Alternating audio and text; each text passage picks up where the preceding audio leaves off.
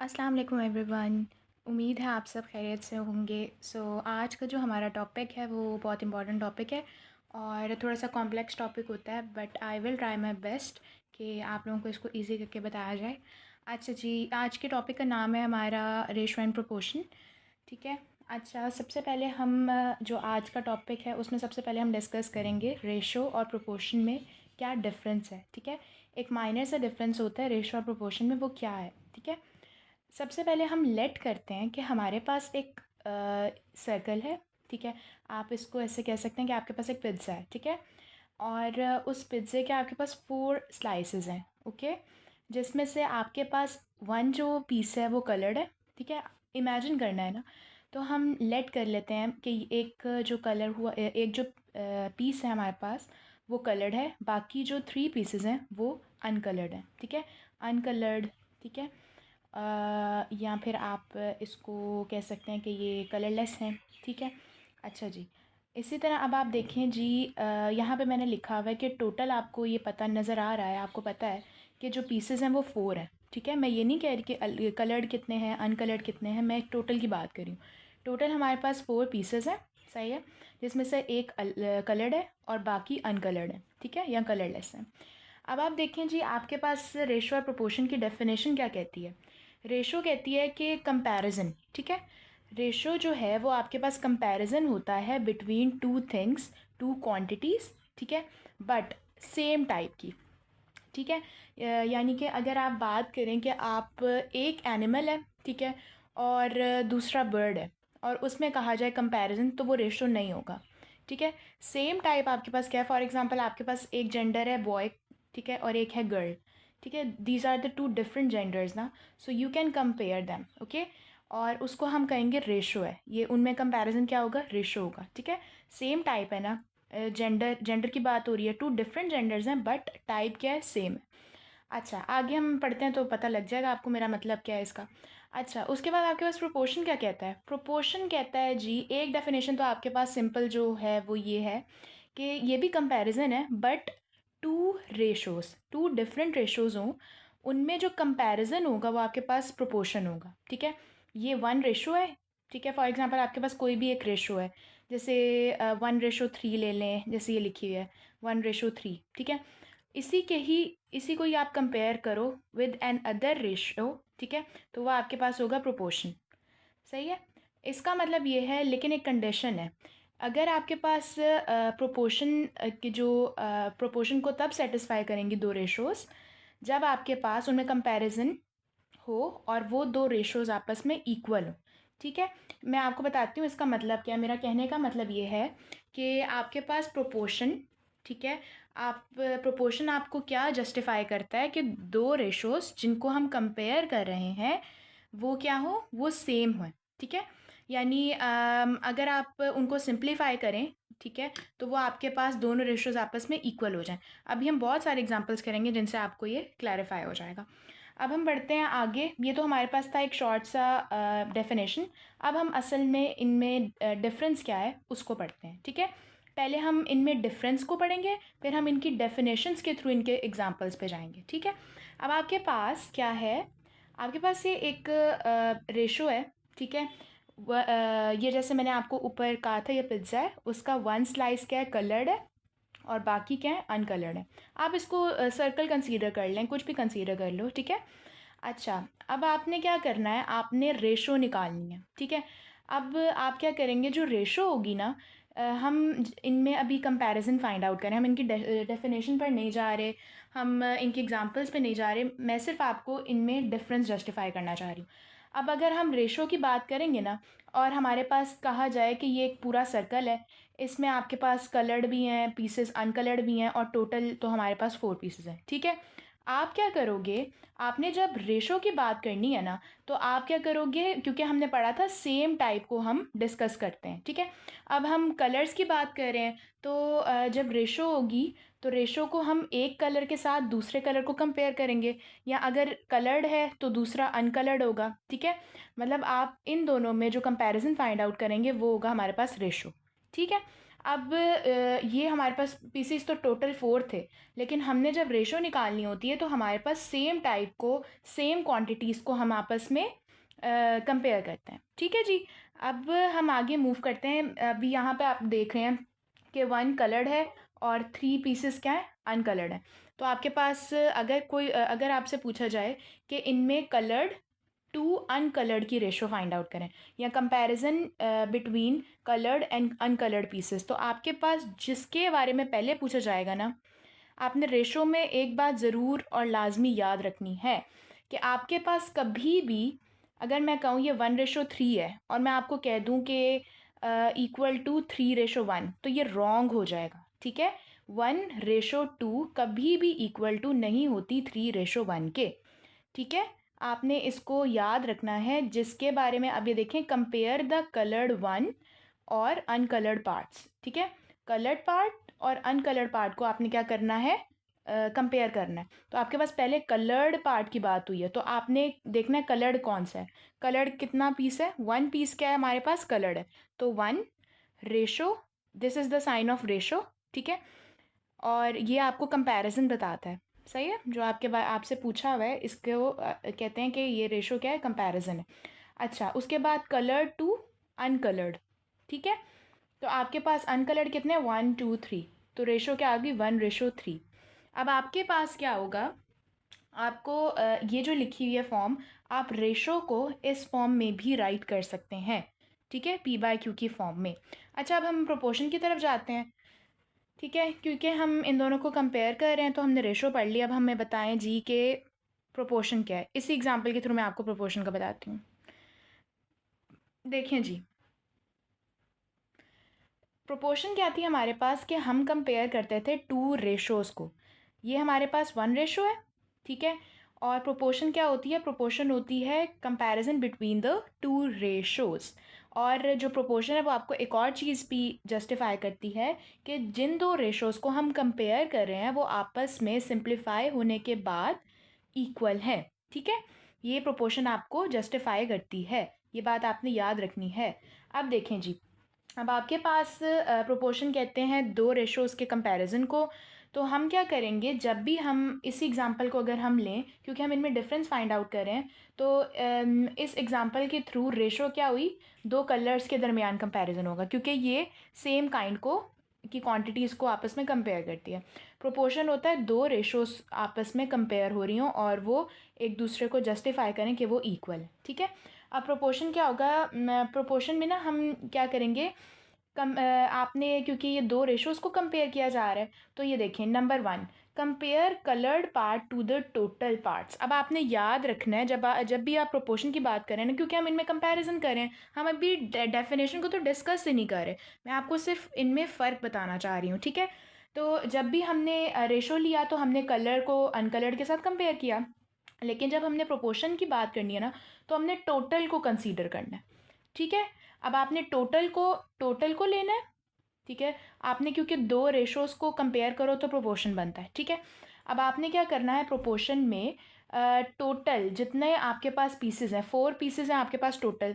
ठीक है, आपने क्या करना है, जो फर्स्ट रेशो आ जाएगी वो आपके पास आ जाएगी, कलर्ड कितना था, 1 कलर्ड है। ठीक है, रेशो 4, टोटल पीसेस कितने हैं, 4। ठीक है, यानी आपने क्या किया, आपने 2 रेशोज़ बनानी थी। ठीक है, एक कलर्ड की और एक अनकलर्ड की। ठीक है, तो आप क्या करेंगे, आपने कलर्ड पार्ट लिया, उसको कंपेयर किया, रेशो 1 जो कलर्ड पार्ट है, रेशो टोटल, ठीक है, 4, 1:4। अब आप सेकंड की तरफ आइए, आपके पास 1 रेशो कंप्लीट हुई, अब आपके पास सेकंड की बारी है। अब देखें जी, अब आपने दोबारा वही करना है कि आपने अनकलर्ड कितने हैं आपके पास, 3 हैं, 1 2 एंड 3। ठीक है, अब आपने इसको कंपेयर करना है टोटल पार्ट्स पर, तो ये 3:4 हो गई। ठीक है, ये आपके पास इनमें क्या कहते हैं, डिफरेंस। ठीक है, डिफरेंस आपके पास इनमें आ गया रेशो और प्रोपोर्शन में। जब हमने रेशो ली थी तो हमने कलर और अनकलर को आपस में कंपेयर किया था और एक रेशो जस्टिफाई हो गई थी। प्रोपोर्शन में हमने 2 डिफरेंट रेशोज़ ली थी। ठीक है, वो किस तरह ली थी कि पहले हमने कलर्ड पार्ट को कंपेयर किया टोटल के साथ, ठीक है, कि जितने भी टोटल पीसेस हैं उसमें से कलर्ड कितने हैं। फिर हमने टोटल पीसेस में से ही अनकलर्ड को फाइंड आउट किया, कंपेयर किया, ठीक है।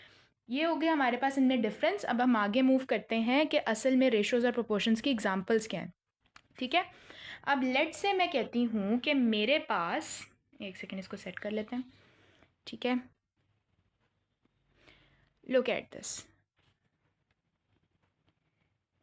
जी, देखें जी। अब आपके पास एक, हम कहते हैं कि हमारे पास एक फ्रूट बास्केट है, ठीक है, जिसमें एक फ्रूट बास्केट है। हमने क्या करना है, इसमें कंपैरिजन फाइंड आउट करना है या रेशो फाइंड आउट करनी है, ठीक है। अब एक फ्रूट बास्केट है, उसमें हम कहते हैं कि हम एक जो गिवन चीज़ है वो क्या है, आपके पास गिवन है कि 3 ऑरेंजेस हैं आपके पास एक बास्केट में और 4 एप्पल्स हैं। मैंने क्या कहा था, कंपैरिजन या रेशो, रेशो क्या होती है, कंपैरिजन ही होता है, ठीक है। आपको कैसे पता लगेगा कि अगर फॉर एग्जांपल यहाँ पे नहीं कहा जाता कि ये जी आप इसका कंपैरिजन फाइंड आउट करें, तो आपको कैसे पता लगेगा कि आपने यहाँ पे रेशो फाइंड आउट करनी है। आप क्या करेंगे, आपको पता है कि हमने रेशो की डेफिनेशन में क्या पढ़ा था कि सेम टाइप होनी चाहिए। अब यहाँ पे एक फ्रूट बास्केट है, ठीक है। अब उसके अंदर 3 ऑरेंजेस हैं और 4 एप्पल्स हैं, ठीक है। एप्पल और ऑरेंजेस दोनों ही क्या है, फ्रूट हैं, सेम टाइप है, सेम काइंड है, ठीक है। तो आपने इनमें क्या फाइंड करना है, प्रोपोर्शन, सॉरी टू से कंपैरिजन, ठीक है, कंपैरिजन या रेशो, ठीक है। तो आप क्या करेंगे, 3 ऑरेंजेस को कंपेयर करेंगे 4 एप्पल्स के साथ, ठीक है, 3:4, ओके जी। अब नेक्स्ट एग्जांपल देखें।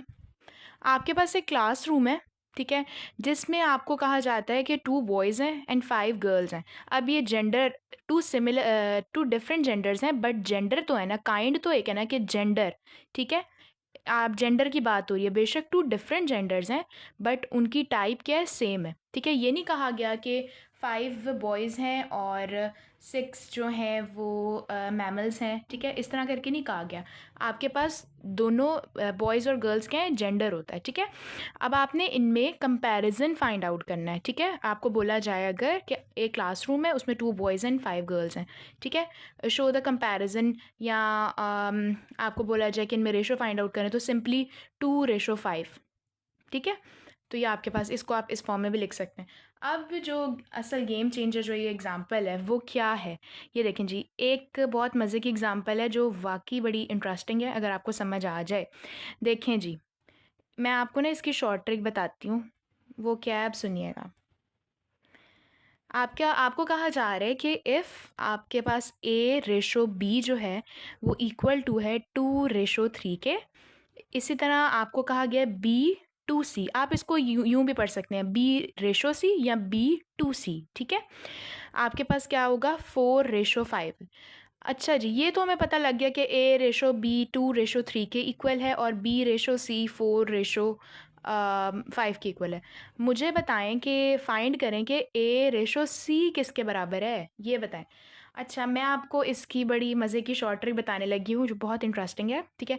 आपने क्या करना है, A:B:C इस तरह लिख लेना है, क्योंकि आपके पास A:B क्या है, 2:3। उसके बाद यहाँ पे जो B था वो क्या है, 3, यहाँ पे B क्या है, 4। अब A:B तो 2:3 है और B:C क्या है, 4:5। अब आपको उसने बोला है यहाँ से A पकड़ा, यहाँ से C पकड़ा, बोला इन दोनों में रेशो फाइंड आउट करो, तो आप क्या करोगे। आपके पास यहाँ पे कितने अल्फ़ाबेट्स हैं, A B और C, देख रहे हैं ना आप, A B, यहाँ पे B C, यहाँ पे C ठीक है। आपने क्या करना है, A:B:C इस तरह लिख लेना है, ठीक है। अब आपके पास A:B क्या थी, 2:3, ठीक है। तो आपने A:B के नीचे क्या लिख लिया, 2:3। अब आप सोच रहे होंगे कि यहाँ पे ये कहाँ से आ गया। पहले आपने क्या करना है, आपको क्या गिवन है, A:B, ठीक है। आप समझे यहाँ पे कुछ नहीं लिखा हुआ मैंने, ठीक है। अब आपने A:B की जगह क्या लिख लिया, 2:3, तो यहाँ पे लिख लिया 2:3। इसको आप स्किप करें, मैं आपको बताती हूँ अभी इसका क्या मतलब है। अब आपके पास आगे क्या दिया हुआ है, आगे है B:C, ठीक है। B:C क्या है आपके पास, 4:5, ठीक है। आपने क्या करना है, बी रेशो सी है ना 4:5, अब आपने बी सी, ये आपको नज़र आ रहा है ना, आपने ए रेशो बी तो फाइंड आउट कर ली ना, समझे यहाँ पे कुछ भी नहीं लिखा अभी, ठीक है। अब आपने क्या किया, जो 4:5 थी वो किसकी थी, बी रेशो सी की, तो आपने इसके नीचे क्या लिख लिया, पहले ए रेशो बी की लिखी थी, फिर आपने बी रेशो सी की लिख ली 4:5, ठीक है। अब आपको फाइंड आउट करना है ए रेशो सी, समझे यहाँ पे कुछ नहीं था, ठीक है, हमने ए रेशो बी की लिखी थी, उसके बाद यहाँ पे समझें कुछ नहीं है, 4:5 की लिखी। अब आपने क्या करना है, गौर से मेरी बात सुने, यहाँ पे पहले मैंने आपको कहा समझें कुछ भी नहीं है, ठीक है। आपने क्या करना है, जब आपने ए रेशो बी की लिखी थी ना, ए रेशो बी की रेशो क्या दी हुई थी, 2:3, आपने जो यहाँ पे लिखा हुआ है ना, एज इट इज़ आपने यहाँ पे लिख लेना है, ठीक है। यहाँ पे 3 है, आपने यहाँ पे रेशो डाल के 3 लिख लेना है। अब नीचे आएंगे, आपको बी रेशो सी क्या दी हुई थी, 4:5, आपने बी रेशो सी की वैल्यू इसके बाद लिख ली 4:5। अब आपने क्या करना है, यहाँ पे ब्लैंक था, ठीक है, तो आपने यहाँ पे 4 लिखा हुआ है, तो यहाँ पर भी क्या आ जाएगा, 4 आ जाएगा। जैसे यहाँ पे कुछ नहीं था, आपने एज इट इज़ 3 लिख दिया, अब यहाँ पे फॉर एग्जाम्पल कुछ नहीं है, तो यहाँ पे 4 आ जाएगा, ठीक है। अब आपने क्या करना है, आपने ए रेशो बी रेशो सी पहले ये लिंक निकाल लेना है, ठीक है।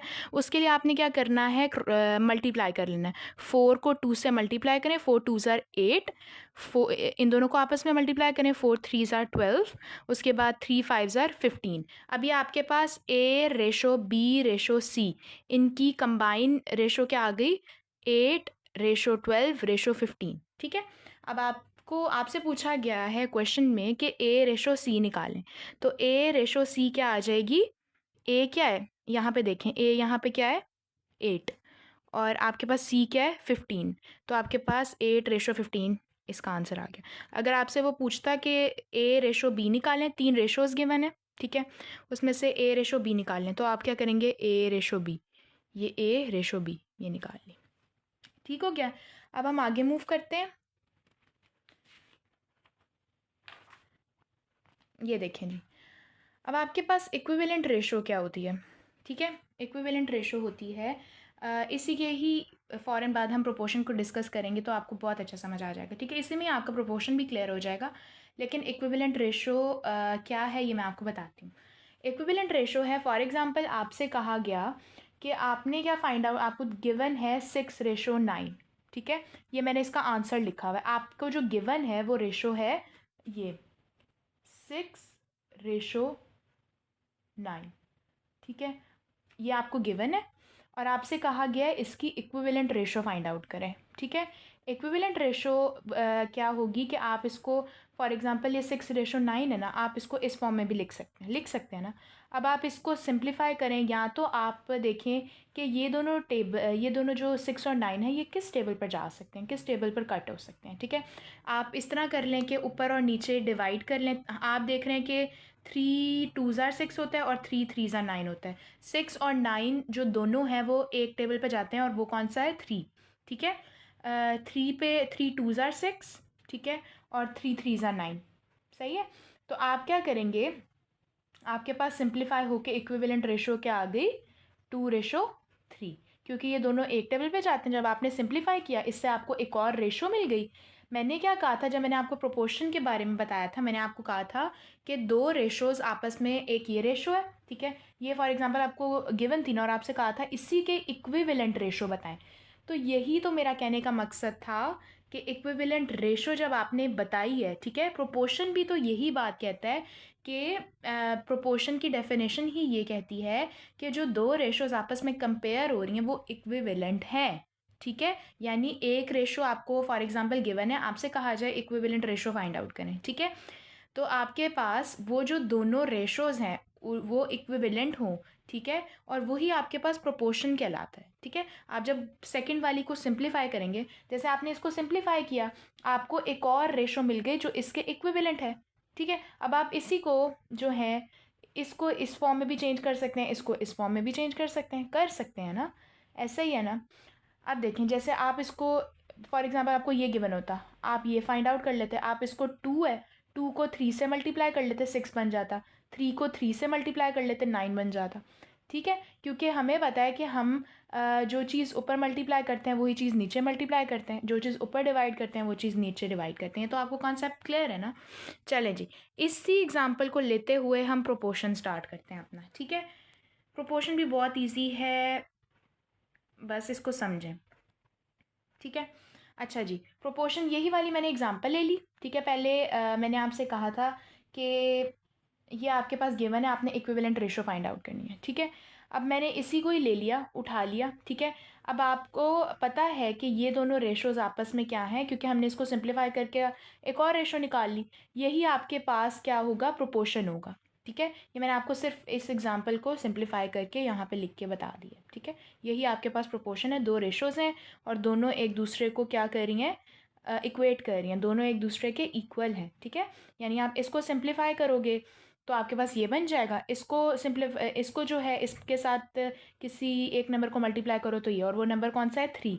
2 को 3 से मल्टीप्लाई करो 6, 3 को 3 से मल्टीप्लाई करो 9।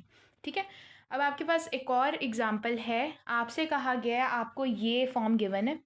ठीक है, अब आपने क्या करना है, इसमें एक्स फाइंड आउट करना है। ठीक है, आपने क्या फाइंड आउट करना है, एक्स फाइंड आउट करना है। अब आपका सवाल होगा कि भाई यहाँ पर तो प्रोपोर्शन का हमें ना बताया गया है ना कुछ है कि जी आपने प्रोपोर्शन फाइंड आउट करनी है, सीधा ही कह दिया गया है कि आपने क्या करना है, एक्स फाइंड आउट करना है।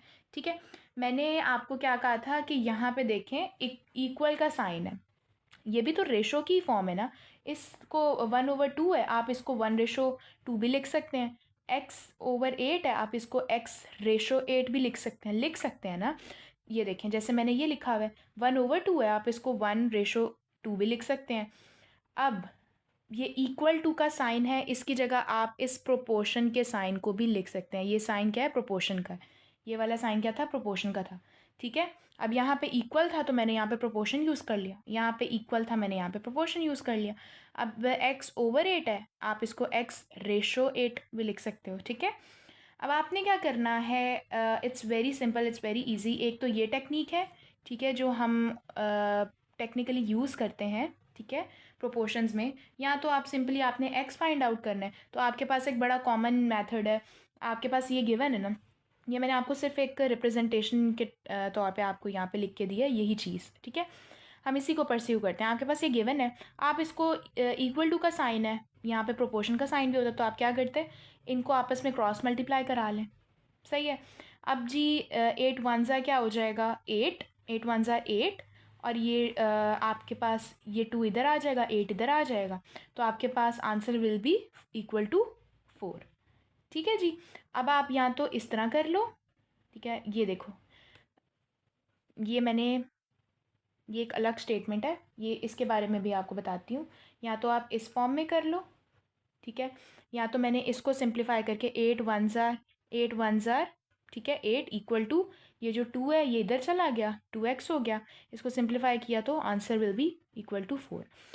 अब आपके पास क्या होगा, या तो इस तरह कर लें, या फिर आपने इस फॉर्म को जब इसमें लिखा, आपके पास ना, ये आपके पास एक्सटर्नल नंबर्स हैं और ये आपके पास इंटरनल नंबर्स हैं। ठीक है, आपने क्या करना है, जो एक्सटर्नल है उसको एक्सटर्नल के साथ एक्सट्रीम, ठीक है, इसको हम एक्सटर्नल नहीं, एक्सटर्नल भी कह सकते हैं वैसे, एक्सट्रीम वैल्यूज़ भी कहते हैं। ठीक है, वैसे प्रोपोर्शन में क्या कहते हैं, ये जो आउटर वाली होती हैं, इस तरफ से आउटर, प्रोपोर्शन उस तरफ से आउटर, ये आपके पास क्या होती हैं, एक्सट्रीम वैल्यूज़। ठीक है, एक्सट्रीम वैल्यूज़ को आपस में मल्टीप्लाई करें, बीच में इक्वल टू का साइन, फिर जो है वो मिडल वन जो है, ठीक है, मिडल वाली वैल्यूज़ हैं उनको आपस में मल्टीप्लाई कर लें, इस तरह कर लें तो भी आंसर वही आएगा। ठीक है, अब एक और एग्जांपल है, ये भी बहुत इंटरेस्टिंग है, ये थोड़ा सा थोड़ी सी आपको मे बी डिफ़िकल्ट लगे लेकिन ये बहुत ईजी है। अच्छा, देखें जी, आपके पास कहा गया है कि आपने क्या फाइंड आउट करना है, the ratio of number of boys to girls in a class is 3:4। ठीक है, एक क्लास है उसमें जो बॉयज़ टू गर्ल्स की रेशो है ना वो क्या है, 3:4। अब आपको मैंने एक चीज़ बताई थी कि रेशो में आपने क्या चीज़ का ख्याल रखना है कि आपके पास जो पहले गिवन है वो आपके पास पहले की रेशो होगी, जो सेकंड पे गिवन है वो सेकंड की रेशो होगी। ठीक है, अब उसके बाद क्या कह रहा है, इफ़ देयर आर 21 बॉयज़, अगर आपके पास बॉयज़ कितने हो जाते हैं, जो रेशो है बॉयज़ टू गर्ल्स की वो क्या है वैसे 3:4। अब अगर आपके पास जो बॉयज़ हैं वो कितने हो जाते हैं 21 बॉयज़, तो आप क्या करेंगे how many girls are there, तो आपके पास गर्ल्स कितनी होंगी, ठीक है, ये आपने फाइंड आउट करना है।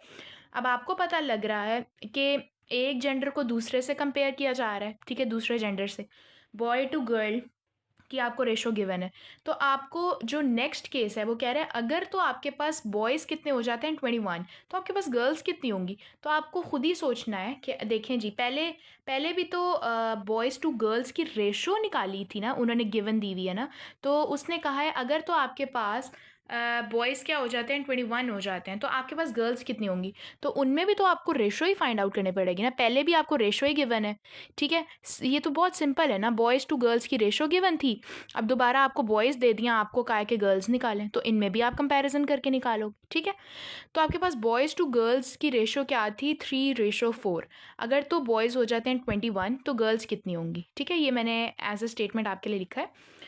अब देखें जी, जैसे हमने पिछला किया था उसी फॉर्म में हम इसको बना लेते हैं कि 3:4 इक्विवेलेंट, ठीक है, क्योंकि हमें पता है कि दो रेशोज़ हैं ना, ठीक है, और उनको हम इक्वेट कर लेते हैं, ठीक है, क्योंकि एक ही क्लासरूम है और उसी में ही पहले 3:4 की रेशो थी, ठीक है, उसी को ही हम इक्वेट कर लेते हैं।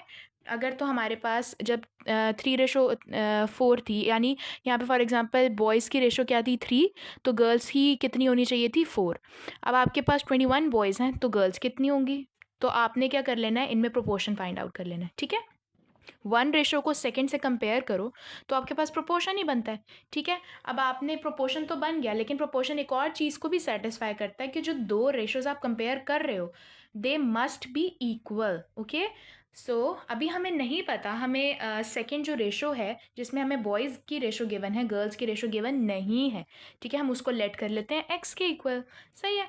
अब आपने ये लिखा 3:4 जो हमें गिवन थी, आपने प्रोपोर्शनैलिटी का साइन डाला, उसके बाद आपने लिखा 21 जो बॉयज़ गिवन थे, रेशो आपके पास गर्ल्स की रेशो गिवन नहीं थी, आपने उसको लेट कर लिया एक्स, ठीक है जी। अच्छा, अब आप इसको इस फॉर्म में भी लिख सकते हैं, आपको पता है, आपने प्रोपोर्शनैलिटी के साइन को रिमूव करके आप ये भी लिख सकते हैं, आप इसको इस फॉर्म में लिख सकते हैं, क्रॉस मल्टीप्लाई करें आपके पास 21 आंसर आ जाएगा। अच्छा, अब मैं अगर कहूँ आपसे कि आप मुझे, आप तो कह रही थी कि अगर कोई पूछे कि जी प्रोपोर्शनैलिटी क्या कहता है कि जो दो रेशोज़ हैं वो आपस में इक्वल हैं या नहीं, अभी हमें क्योंकि गर्ल्स की रेशो तो पता ही नहीं थी, ठीक है, तो हम कैसे कह सकते हैं कि जी ये दो रेशोज़ हैं और ये आपस में इक्वल हैं। तो अब हमारे पास जब x आ चुका है तो हम इसको चेक भी कर लेते हैं कि हमने जो प्रोपोर्शनैलिटी का साइन लगाया था, इनको आपस में इक्वेट किया था, क्या ये सही है या नहीं, ये आपस में इक्वल हो सकती हैं या नहीं, ये तो हमें x निकलने के बाद ही पता लगेगा ना।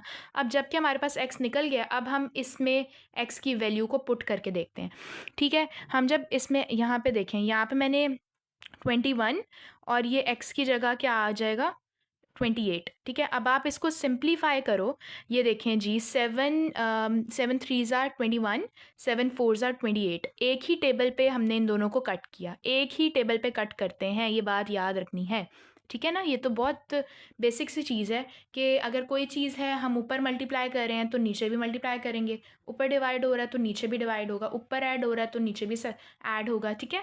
तो इसी तरह हमने एक ही टेबल पे इनको कट किया, तो आपके पास सेम ये रेशो बन रही है या नहीं बन रही, बन रही है ना 3:4। या तो आप इसको मल्टीप्लाई करके देख लो 7 के साथ, 3 7 ज़ार 21, 4 7 ज़ार 28, या तो आप इसको मल्टीप्लाई कर लो सिंपल, ठीक है, 7 के साथ, या आप इनको डिवाइड कर लो, ये भी बन जाएगा, ये भी बन जाएगा, ठीक है। तो आपके पास जस्टिफाई हो गई ना कि प्रोपोर्शन क्या करता है, दो रेशोज़ को आपस में इक्वेट करता है, कि जो दो रेशोज़ आप कंपैरिजन तो है प्रोपोर्शन, ठीक है, लेकिन ये भी चीज़ इंश्योर करता है कि जो आप कंपैरिजन कर रहे हो रेशोज़ के दरमियान वो आपस में इक्विवेलेंट भी हैं, ठीक है।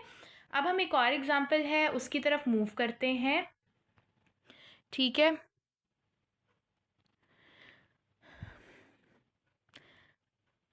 अच्छा, ये जो आप सोच रहे होंगे कि ये मैंने क्या लिखा है, ये मैं आपको बता देती हूँ। वैसे बेहतर है कि आप इसी से ही, ये बहुत ईज़ी टेक्निक है, इसी से ही सॉल्व करें। बाकी मैं आपको ये लिखा है तो बता भी देती हूँ, ठीक है? अच्छा, अब आपको यहाँ पे देखें जी, अगर मैं कहती हूँ कि टोटल रेशो, जो आपके पास रेशो गिवन थी, ठीक है? जब आपने टोटल की बात करनी है तो आप कैसे करेंगे कि ये तो हमें पता लग रहा है कि जो रेशो थी girls to boys to girls, वो 3:4 है। इनमें टोटल रेशो कितनी है, ठीक है? तो टोटल रेशो कैसे निकालते हैं? दो रेशोज़ गिवन है, आप उनको ऐड कर लो तो आपके पास आ गया 7, ठीक है? आप लेट कर लो कि आपके पास जो एक्स की वैल्यू आपने इनको ऐड ऑन करके आई है ना, वो 7 है, ठीक है? अब आपको क्या चाहिए, मैंने आपको पीछे एक चीज़ बताई थी, अगर आपको याद हो। मैंने आपको बताई थी कि आपने जब प्रोपोर्शन की बात करनी हो तो प्रोपोर्शन को आप टोटल पे कंसीडर करते हैं। जैसे मैंने आपको वो पिज़्ज़ा वाली बात बताई थी, आप उसको सर्कल भी कंसीडर कर सकते थे। कि मैंने आपको बताया था कि जो आपने टोटल पार्ट्स हैं, ठीक है, उनसे कंपेयर करना है कलर्ड पार्ट को।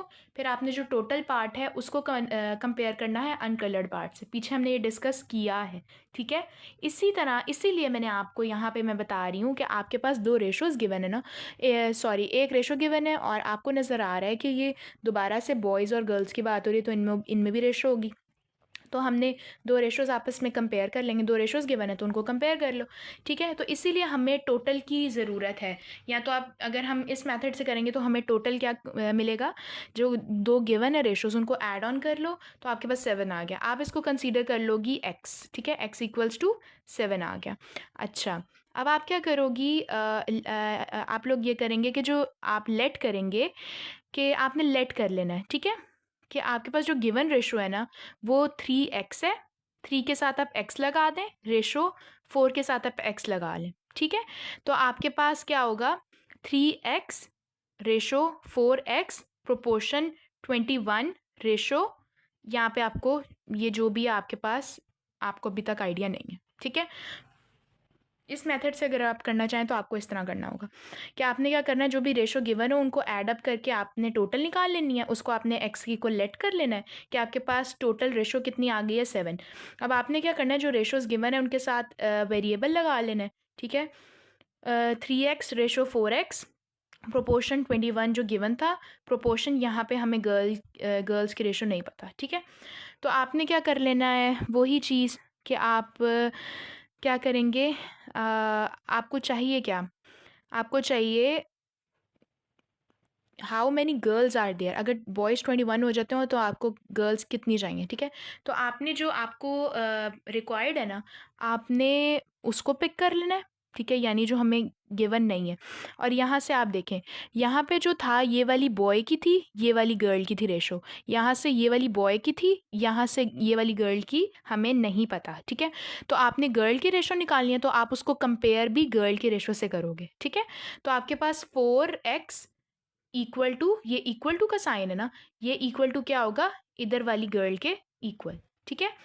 तो आपके पास क्या आ जाएगा, अब आपने इस x की जगह जो हमने यहाँ पे टोटल लिया था 7, उसको यहाँ पे आप पुट कर दोगे तो 4 7 28, ठीक है? इसी तरह आपके पास ये आ गई गर्ल की रेशो, आंसर आ गया ना? मैं आपको कहूँगी कि आप इसी मेथड पे जाएँ क्योंकि ये ईज़ी है। अगर आपको ये करना है तो आप ये कर लें। अगर आपसे पूछा जाता है यहाँ पर, फॉर एग्ज़ाम्पल मैं कहती यहाँ पे कुछ गिवन नहीं है और यहाँ पे आपके पास हम कहते हैं ये जो हमने अभी फाइंड आउट किया ये आपके पास यहाँ पे गिवन है। तो यहाँ पे आपके पास 21 फॉर एग्ज़ाम्पल नहीं है। तो आप क्या करते हैं, बॉय को कंपेयर करते हैं इसके साथ, ठीक है? तो आप इस x की जगह क्या पुट कर देते थे, 7, तो 7 3 ज़ा 21, तो ये मिल गया ना आपको, ठीक है? जब भी आपको बॉय की करनी है, बॉय की रेशो फाइंड आउट करनी है तो आप बॉय के साथ कंपेयर करोगे, इक्वेट करोगे, ठीक है? इक्वेट करोगे, ठीक है? और उसके बाद क्या होगा, जब आपने गर्ल की निकाली थी तो आपने गर्ल के साथ इक्वेट कर ली, ठीक है? अब आप एक और एग्ज़ाम्पल है और ये लास्ट एग्ज़ाम्पल है, वो क्या है, देखें जी। आपको गिवन है कि ratio of length to breadth of rectangle. एक हमारे पास रेक्टेंगल है जिसकी रेशो लेंथ, उसकी जो लेंथ टू ब्रेथ की रेशो है ना, वो क्या है, 5:3। अगर तो वो कह रहा है कि लेंथ क्या हो जाती है 25 सेंटीमीटर, तो उसकी ब्रेथ कितनी होगी? तो इसके लिए भी सेम वही कि एक रेशो गिवन है लेंथ टू ब्रेथ। लेंथ क्या है इसमें पहले 5 रेशो ब्रेथ क्या है 3। अगर तो वो कह रहा है कि जो लेंथ है ना वो क्या हो जाए 25, तो फाइंड करो ब्रेथ। तो वही 5:3 प्रोपोर्शन 25:x, जैसे सेम ऊपर किया था सेम वही आ जाएगा। ठीक है, फिर इसको इस फॉर्म में भी लिख सकते हो, उनको क्रॉस मल्टीप्लाई करो आपके पास आंसर आ जाएगा। इसको इस मेथड से भी कर सकते हो, लेकिन मैं आपको प्रेफर करूँगी यही वाला method. So this is all about today. और कुछ भी आपकी क्यूरी हो तो आपको पता है कि पूछ लेना है कमेंट सेक्शन में। तब तक के लिए अल्लाह हाफिज़, बाय।